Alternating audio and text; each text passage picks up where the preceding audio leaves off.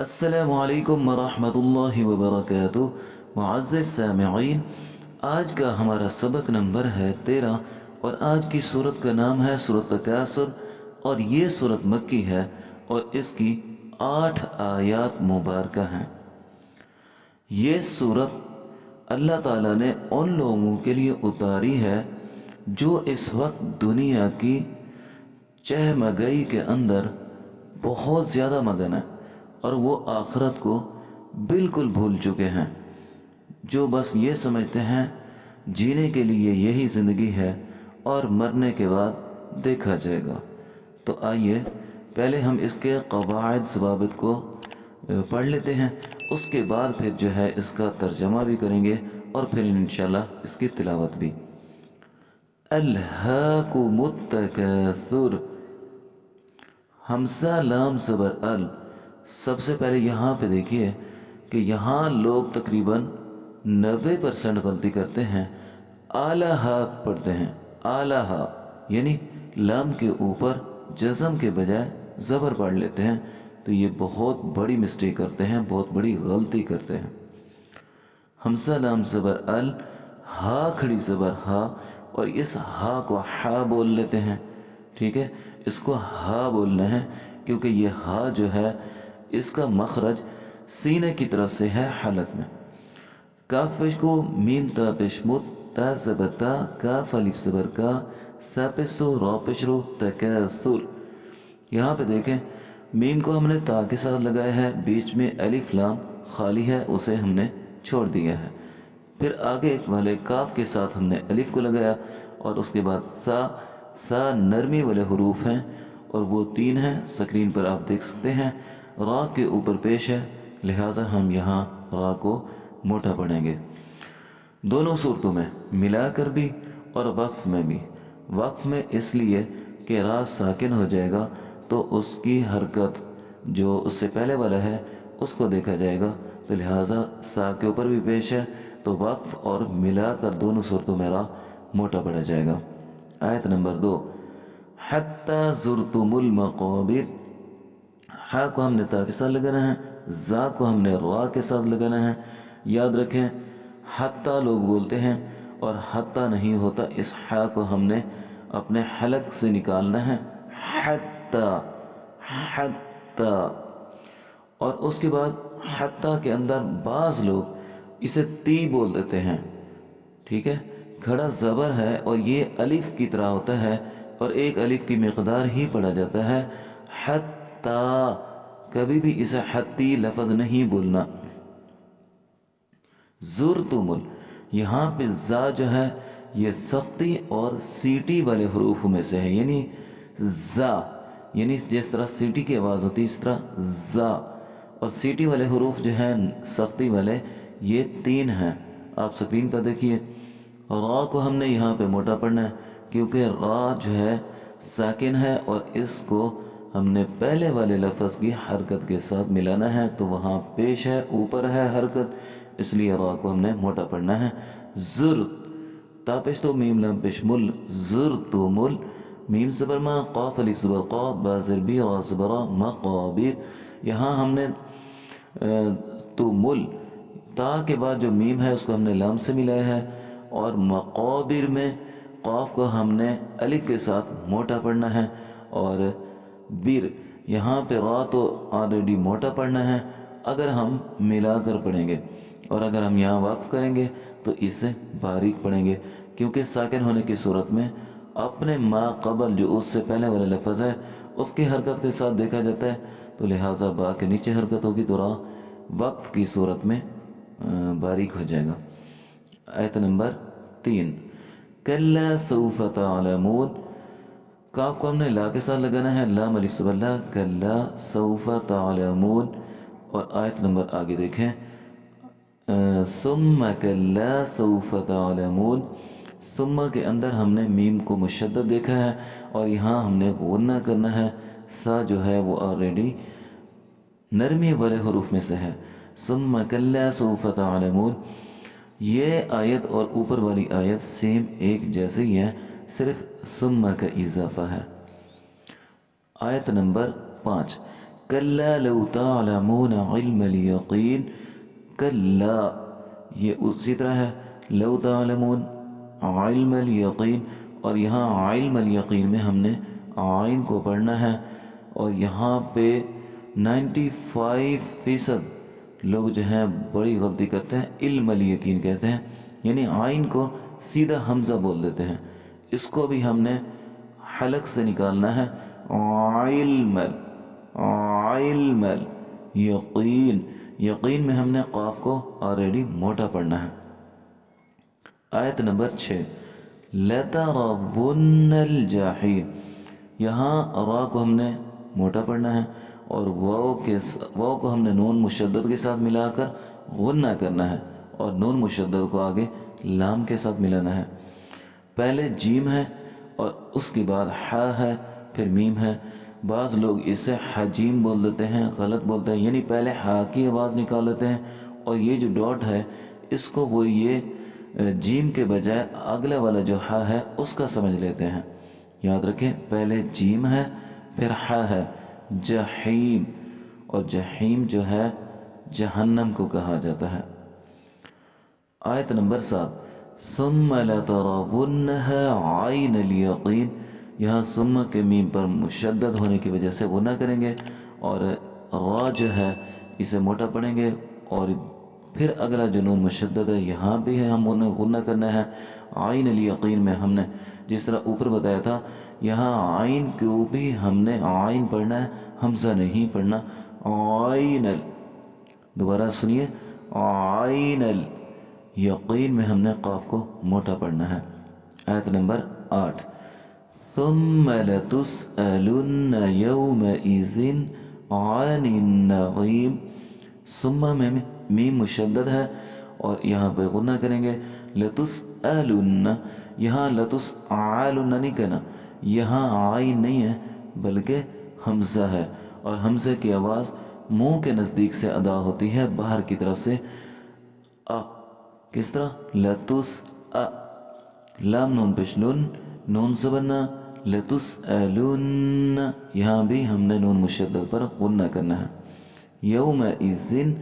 یومئذ میں نیچے دیکھیے حمزہ ہے، اور یہاں پہ یومئی، ذال دو زیر زن، یہ نرمی والے حروف میں سے ہیں۔ یومئذن یوں نہیں پڑھنا، کیا پڑھنا ہے؟ یومئذن، یعنی بالکل نرمی سے ادا کرنا ہے۔ عن النعیم، یہاں عین جو ہے اس کو بھی ہم نے حلق سے ادا کرنا ہے، لیکن اس کے اوپر تھوڑا وزن ڈالنا پڑتا ہے تاکہ عین اچھی طریقے سے ادا ہو، اور النعیم کے اندر نون مشدد پر ہم نے غنہ کرنا ہے، اور اس کے ساتھ ہی جو اگلا عین ہے اس کو بھی ہم نے عین ہی ادا کرنا ہے، حمزہ نہیں۔ یعنی ان دونوں کے اوپر ذرا غور کریں، کس طرح بولنا ہے؟ عن النعیم۔ تو آئیے اب ہم اس کا ترجمہ کرتے ہیں لفظی۔ الہاکم، یہاں یاد رکھیں الہا اس کا مطلب ہوتا ہے غافل کر دیا، کم تم کو، غافل کر دیا تم کو، التکاثر، یہ جو اس میں تا اور الف کی آواز آ رہی ہے، یاد رکھیں یہ باہمی کثرت کی خواہش میں استعمال ہوتا ہے۔ التکاثر یہ معرفہ صیغہ ہے کیونکہ الف لام شروع میں ہے۔ آپ دیکھیے گا اس کی جو ہے تا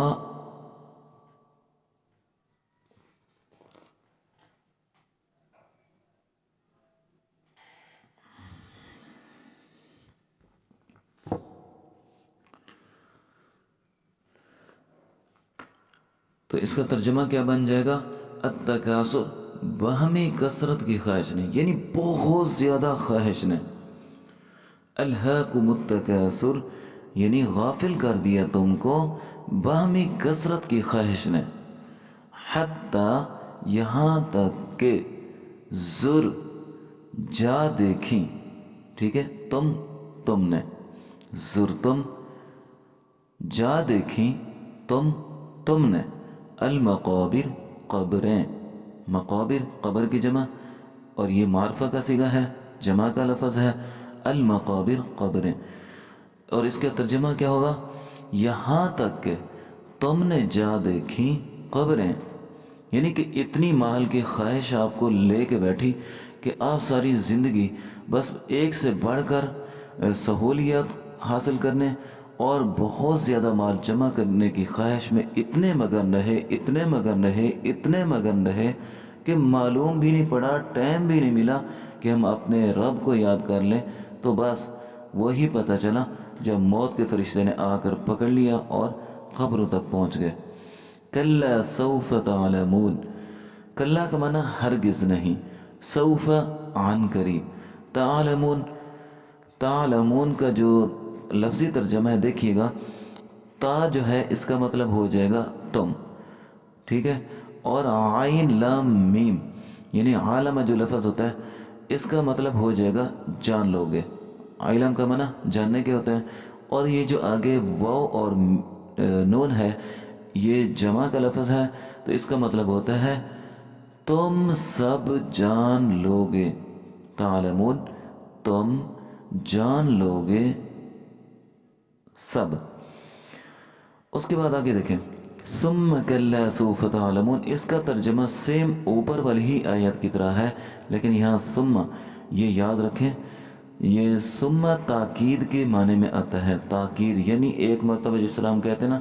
ایک بات کرتے ہیں پھر کہتے ہیں کان کھول کر سن لو، اس طرح ہم کسی کو تاکید کرتے ہیں کسی کام کی یا کسی بات کی، پھر ہم اسے دوبارہ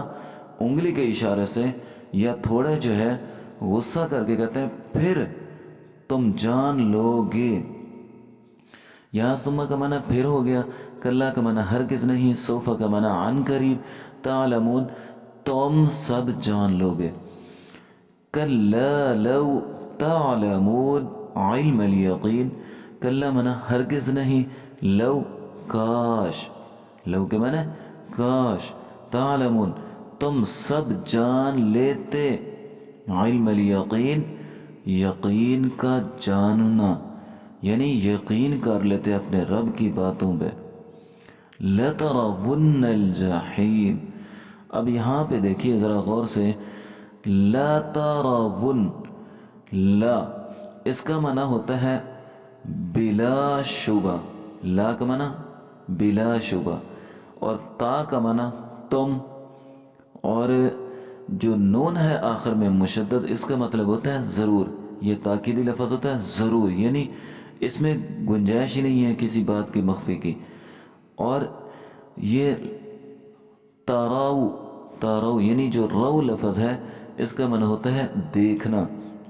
اور تا کو ملا کر اس کا ترجمہ کریں گے تم دیکھ لو گے۔ اب پورا ترجمہ، لا ترون بلا شبہ ضرور تم دیکھ لو گے، کس کو؟ الجحیم جہنم کو۔ ثم لترونها عین الیقین، اور یہاں پھر تاکیدی لفظ آتا ہے کہ صرف مذاق نہیں ہے، پھر لترونها بلا شبہ ضرور تم دیکھ لو گے، اور یہاں ہا ہے، ہا کے ساتھ الف ہے، ہا معنی اسے، لفظی ترجمہ کیا؟ لا کا معنی بلا شبہ، تا کا معنی تم، اور ون اس کا مطلب ہو جائے گا ضرور، اور رو کا معنی ہوتا ہے دیکھ لینا، اور آگے جو ہا آ رہا ہے یہ ضمیر کا ہے، اس کا مطلب اسے، بلا شبہ ضرور تم دیکھ لو گے اسے، عین الیقین یقین کی آنکھ سے، یعنی اب آپ اپنی آنکھ سے دیکھ لو گے، اور اس کا یقین کرنا پڑے گا آپ کو۔ ثم لتسألن یومئذ عن النعیم، ثم کا معنی اسی طرح پھر، یہ دیکھیں اللہ تعالیٰ بار بار تاکیدی الفاظ استعمال کریں، یاد رکھیں یہ ہمارے ساتھ مذاق نہیں ہے، قرآن ہے اور اللہ کا کلام ہے جو سب کائنات کا مالک ہے، اس کی بات پر ہم ایک رائی کے دانے یا ریت کے دانے کے برابر بھی شک شبہ نہیں رہتا، تو اس لیے ہمیں قول فعل کے ساتھ عمل کے ساتھ مان لینا چاہیے، ایمان لے آنا چاہیے، تاکہ ہم اپنے رب کی حقیقی باتوں کو عمل کر کے اپنی آخرت کو اور اپنی دنیا کو برباد ہونے سے بچا لیں۔ ثم لتسألن، پھر لتسألن، وہی لام کا معنی ضرور، اور جو آخری نون ہے اس کا مطلب بالضرور، یعنی ضرور با ضرور، اور تا جو ہے اس کا معنی تم، اور یہ جو اسألن، ٹھیک ہے، اسأل کا معنی پوچھے جاؤ گے، ٹھیک ہے، اور یہاں جو لفظ ہے اس کا پورا ترجمہ لتسألن، ضرور با ضرور تم پوچھے جاؤ گے، یومئذ، اور یہاں دیکھیں یوم کہتے ہیں دن کو، ایذن اس کا معنی ہوتا ہے اس، ٹھیک ہے، یومئذ اس دن، عن النعیم، یہاں دیکھیں عن کا معنی ہوتا ہے کے بارے میں، عن کا معنی کے بارے میں ہوتا ہے، کسی بات کے بارے میں، جس طرح، اور عن نعیم نعمتوں کا، ٹھیک ہے، عن النعیم نعمتوں کے بارے میں، یعنی جو اللہ تعالیٰ نے ہمیں ایک ایک نعمت دی ہے اس کے بارے میں ہم سے پوچھا جائے گا۔ اس لیے یاد رکھیں، ایک بہت ہی خوبصورت دعا ہے، اس کے الفاظ جو ہیں سورۃ الانشقاق میں بھی آتے ہیں، اور وہ حدیث شریف میں آتے ہیں کہ اللہ تعالیٰ سے ہم یہ دعا کثرت سے کیا کریں، اللہم حاسبنی حسابا یسیرا، اللہم حاسبنی حسابا یسیرا، اے اللہ ہم سے اگر حساب لینا ہو تو بہت آسان لینا، یعنی بہت پیار والا، کہ جس طرح ایک دو لفظ پوچھے اور بندہ اگر آگے سے شرمندہ ہو رہا ہے تو پھر جو مالک ہوتا ہے وہ اس کا تھوڑا خیال کر لیتا ہے، کہتا ہے چلو کوئی بات نہیں آپ چلے جائیں، چلو آپ کو رعایت مل گئی، آپ کو معاف کر دیے۔ اور دعا ہے کہ اللہ تعالی ہمیں بھی ایسا معاف کر دے، اللہ تعالی ہم سے سختی والا حساب نہ لے۔ تو آئیے اب ہم اس کی تلاوت کرتے ہیں۔ بسم اللہ الرحمن الرحیم،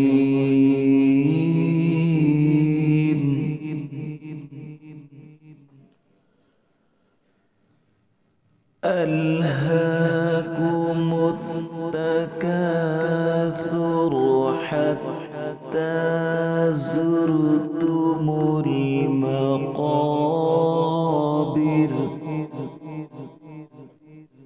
كلا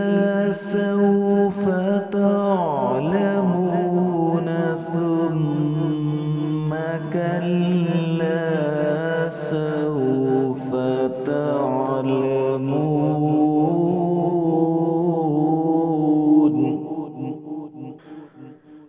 كلا لو تعلمون علم اليقين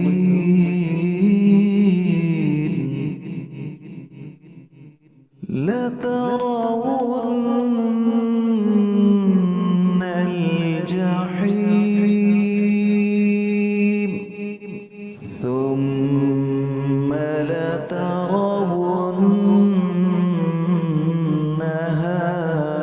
عين اليقين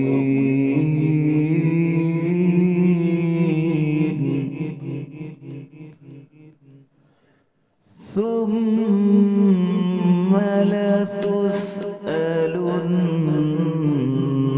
يومئذ عن النعيم، صدق الله العظيم۔